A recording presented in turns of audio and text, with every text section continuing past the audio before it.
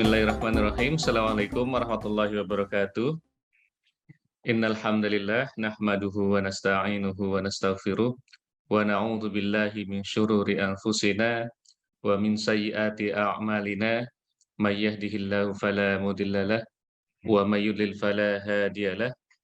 Asyhadu an la ilaha illallah wahdahu la syarikalah wa asyhadu anna Muhammadan abduhu wa rasuluh.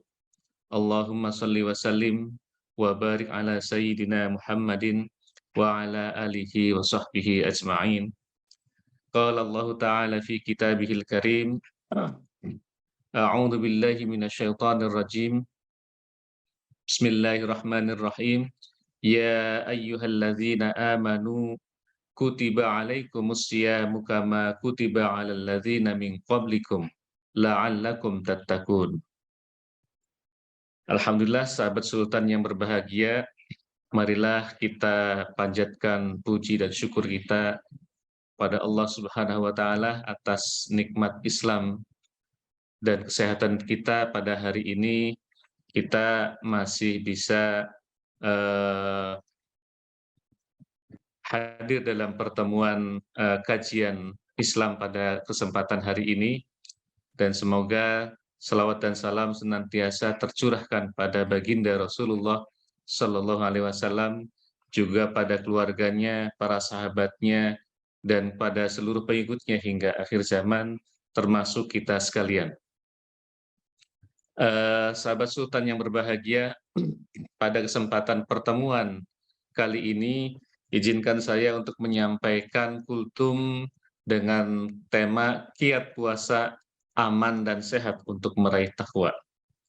Kenapa materi ini saya bawakan? Karena sebagaimana yang telah saya sampaikan di dalam mukadimah tadi, ya ayyuhalladzina amanu, hai orang-orang yang beriman, kutiba alaikumus syiyamu kama kutiba alal ladzina min qablikum.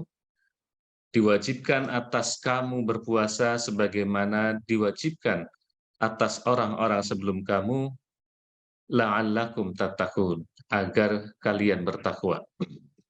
Tentu kita sangat memaham bahwa untuk meraih takwa perlu modal.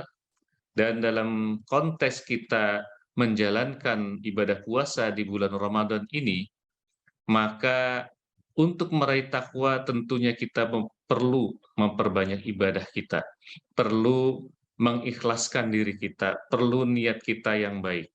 Sehingga kalau misalnya kita tidak mengisi bulan puasa ini dengan sebaik-baiknya, dengan memperbanyak amal soleh, dengan memperbanyak ibadah, dan lain sebagainya, maka rasanya sulit kita bisa meraih takwa. Oleh karena itu, sahabat Sultan yang berbahagia, dalam rangka untuk mendukung supaya kita mampu meraih takwa dari bulan Ramadan ini, dari puasa ini, maka salah satu yang perlu kita perhatikan adalah bagaimana kita memperhatikan diri kita agar kita bisa berpuasa dengan aman dan sehat. Puasa yang aman dan sehat itu salah satu modal yang penting untuk kita bisa memperbanyak amal ibadah dan memperbanyak amal kebaikan kita. Ada 10 hal yang ingin saya sampaikan sebagai kiat kita agar kita bisa menjalankan puasa dengan aman dan sehat. Yang pertama, bahwa kita perlu niat puasa dan kemudian berdoa saat berbuka dan sahur. Itu yang pertama, karena tanpa niat maka amalan kita tidak akan ada artinya. Jadi puasa ini perlu kita tekankan niat dengan baik. Dan kemudian berdoa saat berbuka dan sahur juga tidak kalah pentingnya. Bahkan dari sisi ilmu gizi, di dalam teori ilmu gizi yang terbaru, di dalam 10 pesan dasar gizi seimbang, itu pesan yang pertama, kita diminta untuk syukuri dan nikmati. Dan sebagai syukuri dan nikmati aneka ragam makanan. Itu pesan pertama dari 10 pesan dasar gizi seimbang. Artinya apa? Bahwa dari sisi ilmu gizi, bahwa niat itu sangat penting sekali. Rasa syukur itu sangat penting sekali. Karena sangat mempengaruhi apa yang kita makan akan menjadi berkah atau tidak. Jadi itulah pentingnya niat puasa, pentingnya berdoa saat sahur maupun saat berbuka. Karena bukan hanya dari sisi keimanan niat itu mendapatkan nilai, tetapi dari sisi sains ternyata niat dan doa juga ikut mempengaruhi makanan kita itu akan mewujudkan tubuh kita menjadi sehat atau tidak. Yang kedua, bahwa kiat yang bisa kita terapkan untuk bisa berpuasa secara aman dan sehat adalah menyegerakan berpuasa. Di dalam hadis riwayat Bukhari ya dan Muslim itu disebutkan yang artinya bahwa senantiasa manusia di dalam kebaikan selama menyegerakan berpuasa. Kenapa kita diminta menyegerakan berpuasa? Dari sisi ini, dari sisi ilmu gizi, saya ingin menyampaikan bahwa ketika seseorang menyegerakan berpuasa, maka sebetulnya yang bersangkutan telah menghindarkan dari resiko hipoglikemik berlebihan. Apa itu hipoglikemik? Hipoglikemik adalah satu keadaan di mana tubuh kita kekurangan glukosa secara drastis yang menyebabkan kita menjadi lemas, tidak bertenaga. Dan oleh karena itu, baik itu secara ilmu gizi maupun dari sisi ajaran Islam, memang kita dianjurkan untuk menyegerakan berpuasa. Jadi menyegerakan berpuasa sebetulnya ada dua sisi. Yang pertama adalah dari sisi keimanan, kita menjalankan sunnah Rasul, ya. Kiat yang kedua, kalau kita ingin puasanya itu aman dan sehat, kita diminta untuk menyegerakan berbuka. Di dalam hadis yang diriwayatkan oleh Bukhari dan Muslim, disebutkan bahwa senantiasa manusia di dalam kebaikan selama menyegerakan berbuka. Nah, artinya bahwa menyegerakan berbuka ini sebuah sunnah yang apabila kita mengikutinya, kita akan mendapatkan kebaikan. Ternyata menyegerakan berbuka bukan hanya sekedar mengikuti sunnah. Dari sisi ilmu gizi, menyegerakan berbuka berarti kita menghindarkan diri dari resiko hipoglikemik. Apa itu hipoglikemik?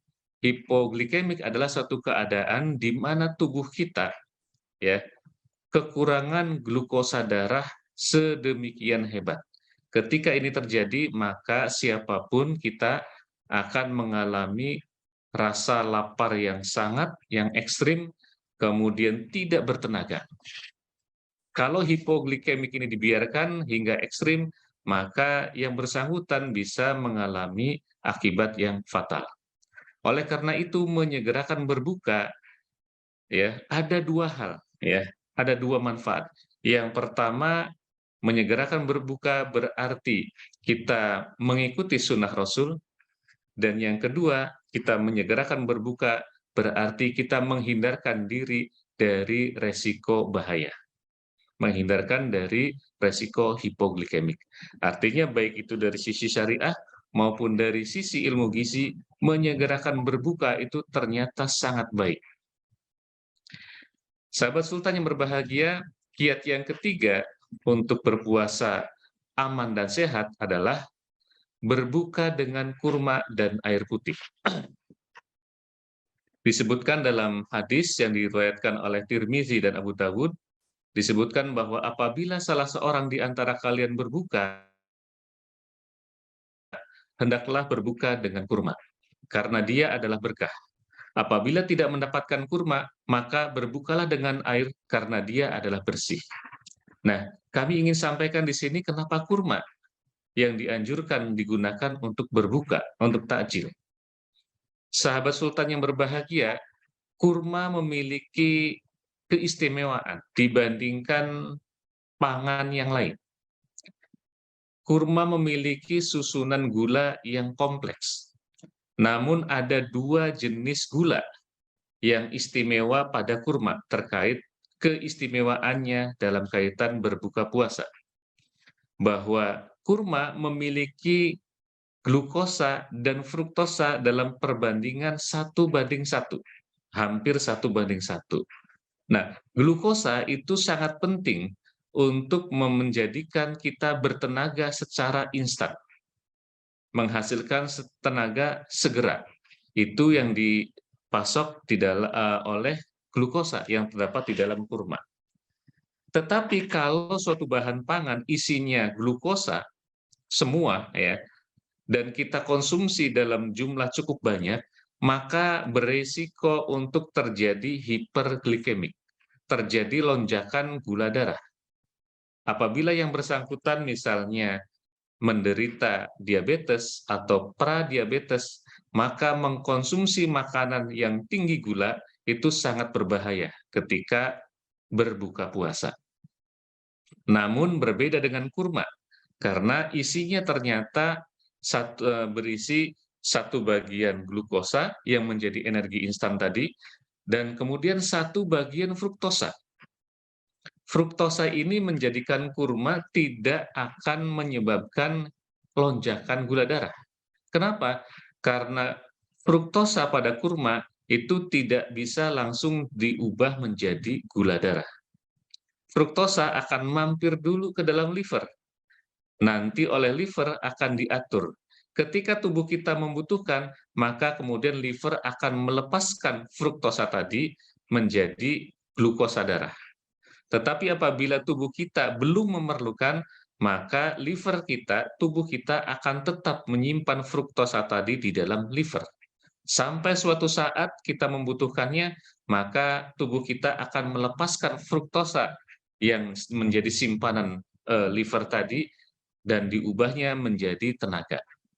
Dengan demikian, ketika kita berbuka dengan kurma, maka manfaatnya yang pertama, kita akan mendapatkan energi instan tanpa ya beresiko mengalami lonjakan gula darah. Itu manfaat pertama. Yang kedua, manfaat dari berbuka dengan kurma adalah akan membuat tenaga kita bertahan lebih lama. Karena disebabkan dari simpanan fruktosa di dalam liver yang berasal dari kurma dan akan dilepaskan secara bertahap ketika tubuh kita membutuhkan. Dan kemudian yang ketiga, manfaat kita berbuka dengan kurma adalah manfaat yang ketiga adalah berbuka dengan kurma menghindarkan diri dari resiko hiperglikemik. Artinya bagi orang yang katakanlah sudah mengalami gangguan metabolisme gula, yaitu mereka yang menderita diabetes atau misalnya pradiabetes, akan terhindarkan dari resiko terjadinya lonjakan gula darah. Itu 3 manfaat ketika kita berbuka dengan kurma.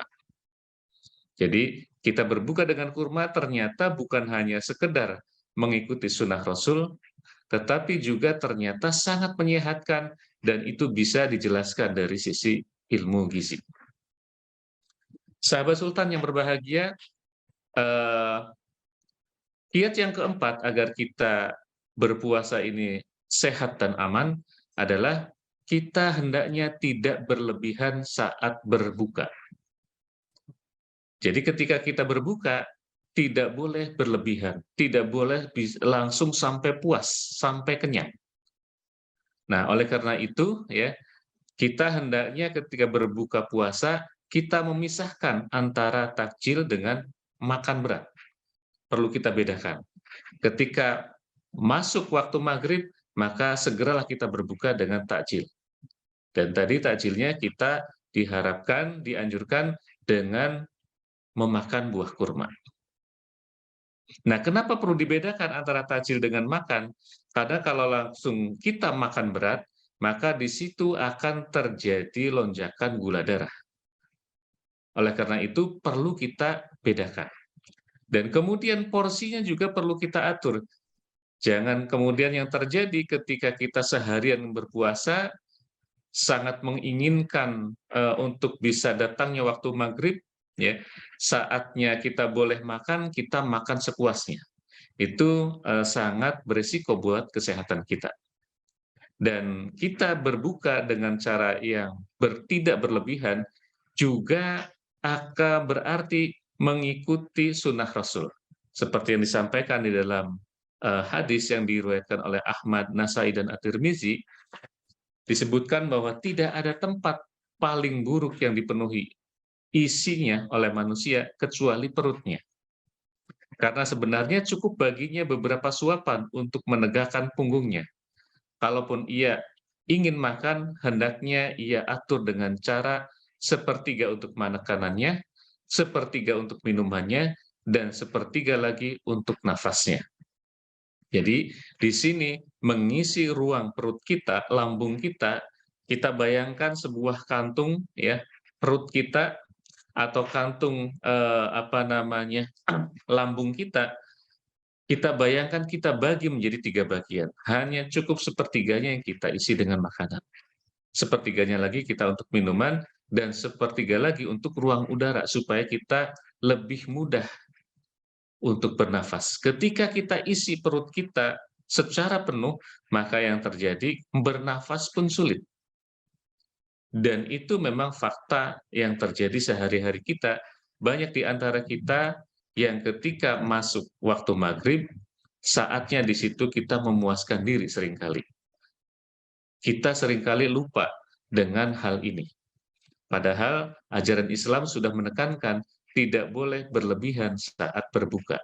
Dan sikap tidak berlebihan saat berpuasa bukan hanya sekedar mengikuti sunnah Rasul, tetapi juga itu sangat baik buat kesehatan dan sudah bisa dijelaskan dari sisi ilmu gizi.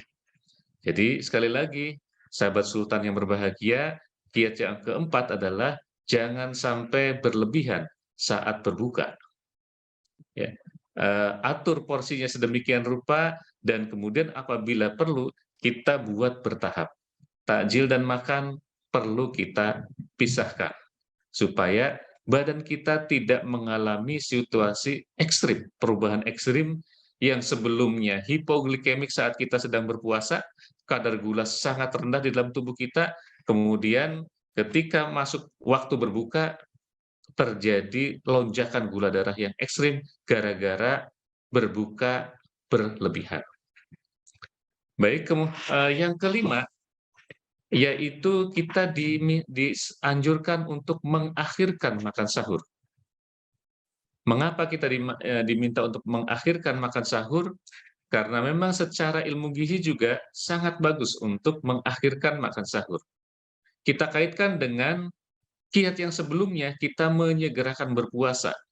Kita bersegera berbuka di satu sisi, dan kemudian kita mengakhirkan makan sahur di sisi yang lainnya.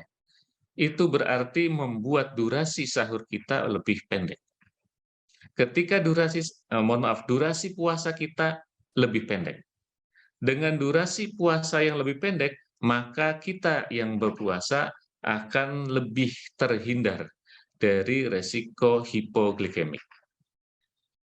Sahabat sultan yang berbahagia, kiat yang keenam yaitu upayakan ketika kita makan, maka lauk, sayur, dan buah secara cukup. Agar kebutuhan zat gizi selain karbohidrat juga terpenuhi. Dan kita mengkonsumsi lauk, sayur, dan buah secara cukup bukan hanya akan memenuhi seluruh kebutuhan zat gizi kita, tetapi juga akan membuat kenyang lebih lama. Artinya, ketika kita menerapkan pola makan demikian, selain kita makan makanan pokok, misalnya nasi, kita juga makan lauk, sayur, dan buah secukupnya, maka kita akan bisa berpuasa atau menjalankan puasa ini dengan lebih tenang, dengan lebih nyaman, tidak terganggu oleh rasa lapar berlebihan. Kalau kita sebaliknya, misalnya ketika berbuka, dominan makan nasi, lauknya sedikit, sayur tidak ada, buah-buahan misalnya tidak ada, begitu juga dengan sahur, hanya karbohidrat saja, apakah nasi saja, misalnya nasi goreng kah, atau mie instan kah, dan lain sebagainya, maka yang terjadi, kita akan cepat lapar. Ketika kita terganggu oleh rasa lapar yang berlebihan, maka itu juga biasanya akan mempengaruhi kualitas ibadah kita, akan mempengaruhi kuantitas ibadah kita. Oleh karena itu, ada baiknya kita mengatur makanan kita ketika saat kita berbuka dan juga sahur dengan pola yang baik. Dengan kita mengatur makanan kita dengan baik, maka ini akan sangat mendukung kualitas puasa kita. Kualitas ibadah lebih baik dan kuantitasnya lebih banyak. Dan tentu peluang untuk meraih takwa juga akan jauh lebih besar. Sahabat Sultan yang berbahagia, kiat yang ketujuh lah itu bahwa ketika kita makan, maka sebaiknya lauk, sayur, dan buah-buahannya beragam dan gonta-ganti. Hindarkan komposisi makanan yang monoton, yang selalu itu-itu saja setiap hari. Setiap kali makan, setiap kali berbuka, setiap kali sahur, itu lagi, itu lagi. Itu tidak baik. Jadi sebaiknya kita ganti-ganti. Kenapa kita ganti-ganti? Karena tidak ada satupun makanan yang gizinya lengkap. Setiap jenis makanan memiliki susunan zat gizi yang khas, memiliki susunan zat gizi yang berbeda. Dan kita tidak mungkin memenuhi seluruh kebutuhan zat gizi kita dengan hanya mengkonsumsi satu atau dua jenis makanan saja. Tidak mungkin. Oleh karena itu, perlu kita makan lauk, sayur, dan beragam buah gonta-ganti. Ini juga sebagai tanda syukur kita atas rezeki yang Allah berikan kepada kita. Allah menganugerahkan di muka bumi ini berbagai makanan, berbagai tanaman, berbagai hewan yang menjadi rezeki buat kita. Dan oleh karena itu kita belanjakan uang kita untuk mengkonsumsi aneka ragam makanan tadi. Tujuannya satu, agar terpenuhi gizi seimbang kita. Ketika seluruh kebutuhan zat gizi kita terpenuhi secara imbang dengan mengkonsumsi beragam makanan tadi, maka tubuh kita akan menjadi lebih sehat dan kuat. Ketika tubuh kita lebih sehat dan kuat, maka kesempatan kita untuk meningkatkan kualitas ibadah kita, kesempatan untuk meningkatkan kuantitas jumlah atau banyaknya ibadah kita akan lebih besar. Dan itu berarti bahwa peluang kita untuk meraih takwa akan lebih besar. Baik, sahabat Sultan yang berbahagia, yang kedelapan, kiatnya adalah perhatikan pantangan. Bagi kita yang berumur katakanlah kurang dari 30 tahun, barangkali belum mengenal pantangan. Tetapi bagi kita yang umurnya lebih dari 30 tahun, biasanya sudah mulai ada gangguan kesehatan. Sudah mulai datang penyakit. Misalnya, bagi orang yang punya penyakit asam urat misalnya, maka di situ ada pantangan. Makanan yang mengandung purin, misalnya jengkol, pete, jeroan, dan lain sebagainya, sebaiknya dihindari.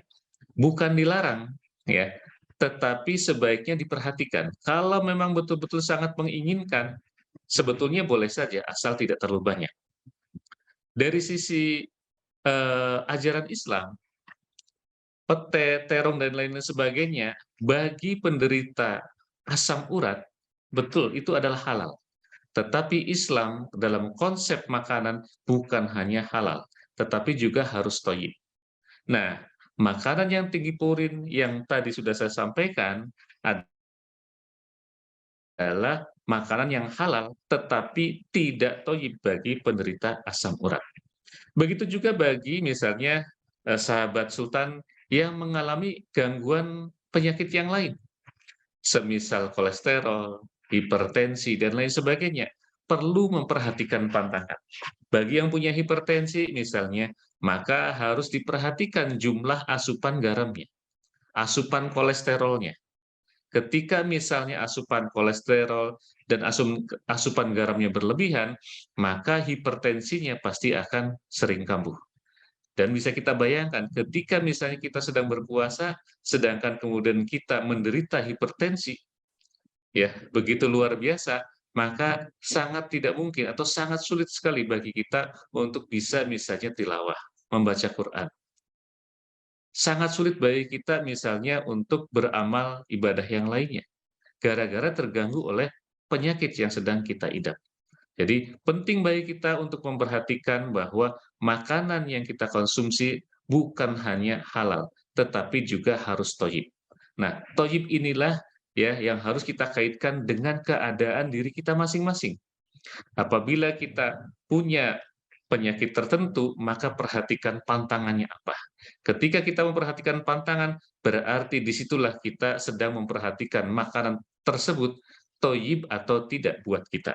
Karena di dalam Islam, makanan bukan hanya harus halal, tetapi juga harus toyib. Baik, sahabat Sultan yang berbahagia, yang kesembilan kiatnya adalah bila diperlukan, kita perlu juga minum suplemen, minum herbal, atau bahkan bagi kita yang katakanlah sedang mengidap penyakit tertentu dalam pengawasan dokter, bila perlu obat tetap dikonsumsi. Kenapa demikian? Karena kita konsumsi suplemen herbal dan obat tadi itu bagian dari ikhtiar kita untuk bisa menjalankan puasa dengan sebaik-baiknya. Tetapi sahabat sultan yang berbahagia, mohon bahwa suplemen, herbal, obat itu sifatnya adalah tambahan. Yang paling utama untuk mendukung kesehatan kita adalah asupan makanan yang halal dan thayyib. Dalam bahasa ilmu gizi, asupan makanan yang beragam dan bergizi seimbang. Kalau kita terjemahkan dalam konsep Islam, sebetulnya tidak lain adalah halal dan thayyib. Dan itu adalah pendukung utama kesehatan kita. Suplemen, herbal, dan obat lainnya itu diperlukan, dikonsumsi hanya pada saat tertentu saja, jika benar-benar kita memerlukannya. Apabila kita tidak benar-benar memerlukannya, maka sebetulnya dengan asupan makanan yang bergizi seimbang tadi, dengan yang halal dan thayyib tadi, sebetulnya sudah sangat cukup. Apalagi kita jangan sampai keliru, menjadikan obat, menjadikan suplemen, menjadikan obat herbal dan lain sebagainya, menjadi hal yang utama. Itu sebuah sikap yang keliru. Ya, sekali lagi bahwa suplemen, herbal, dan obat itu hanya tambahan diperlukan pada saat-saat tertentu saja. Yang utamanya adalah tetap makanan yang bergizi seimbang. Dan yang terakhir, sahabat sultan yang berbahagia, yang terakhir adalah hindari minum kopi saat sahur. Saya tegaskan sekali lagi, hindari minum kopi saat sahur. Kenapa saat sahur mohon untuk menghindari minum kopi? Karena sifat dari kopi adalah, pertama, dia akan menyebabkan diuretik. Diuretik itu akan menguras cadangan atau air dalam tubuh kita keluar, terutama melalui urin. Ketika kita bersahur dan menutupnya dengan minum kopi, maka ketika kita sedang berpuasa, mulai dari pagi hari, misalnya menjelang subuh, kita sudah dihadapkan pada situasi banyak buang urin. Ketika banyak buang urin, maka salah satunya adalah kita kekurangan air. Dan ketika kita minum kopi saat sahur tadi, selain banyak urin, banyak keluar urin, kita bisa perhatikan mulut kita, bibir kita akan kering. Itu artinya bahwa kita dehidrasi. Dan ketika kita mengalami dehidrasi sejak pagi, maka dipastikan selama kita menjalankan ibadah puasa, menahan diri tidak makan dan minum sampai datang waktu maghrib, dalam keadaan dehidrasi, kekurangan air, maka dipastikan tubuh kita tidak bugar. Dan ketika tubuh kita tidak bugar, maka sudah pasti produktivitas kita saat itu juga akan berkurang, termasuk produktivitas kita dalam beribadah. Kualitas ibadah kita terganggu, kuantitas ibadah kita pun akan terganggu, gara-gara kita mengalami dehidrasi akibat minum kopi saat sahur. Bagi sahabat sultan yang memang pecinta kopi, suka dengan kopi, tidak bisa atau tidak nyaman hidup tanpa kopi, sebetulnya masih tetap boleh minum kopi, tetapi diatur waktunya. Misalnya, ketika masuk waktu sahur, ketika sahabat sultan bangun, ya misalnya jam 3 bangun atau setengah 3 bangun, sekalian mau sholat malam misalnya, maka disitulah kesempatan untuk bikin kopi. Ketika ngopi, maka tubuh kita akan segar, pandangan mata kita akan lebih jelas, lebih terang, pikiran kita akan lebih fokus. Kita betul-betul merasa bangun, betul-betul merasa terbangun dan segar ketika minum kopi. Jadi minumlah kopi ketika misalnya bangun menjelang sahur. Bukan minum kopi sebagai penutup sahur, itu keliru. Karena resiko terjadinya dehidrasi. Kalau kita minum kopi saat bangun untuk sahur, saat bangun untuk sholat malam dan lain sebagainya, maka kalaupun terjadi dehidrasi, masih ada waktu kesempatan bagi kita untuk mengisi air dengan cara meminum air sampai masuk waktu imsak. Sehingga ketika berikutnya masuk kepada fase waktu puasa, lewat dari waktu imsak, maka tubuh kita sebetulnya sudah terisi kembali oleh air yang telah kita minum sebelumnya saat kita sahur. Sehingga dengan kita mengatur cara minum, waktu minum kopi, kita bisa tetap menikmati kopi tanpa kena resiko dehidrasi, yang beresiko bisa merusak kualitas maupun kuantitas ibadah puasa kita. Saya kira demikian sahabat Sultan, 7 kiat yang bisa saya bagikan pada kesempatan pertemuan kali ini, ya. Insya Allah dengan 10 kiat ini, kita dalam menjalankan ibadah puasa, kita akan bisa menjalankan puasanya dengan lebih baik, dengan lebih nyaman, tanpa terganggu oleh siksaan keluhan penyakit, sehingga kualitas maupun kuantitas ibadah kita akan menjadi jauh lebih baik. Dan mudah-mudahan dengan demikian, maka kesempatan kita untuk meraih takwa juga akan jauh lebih besar. Demikian kultum kita pada pertemuan kali ini.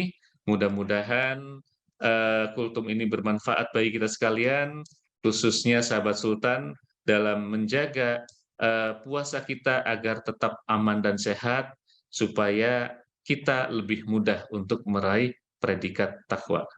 Terima kasih, demikian dari saya. Assalamualaikum warahmatullahi wabarakatuh.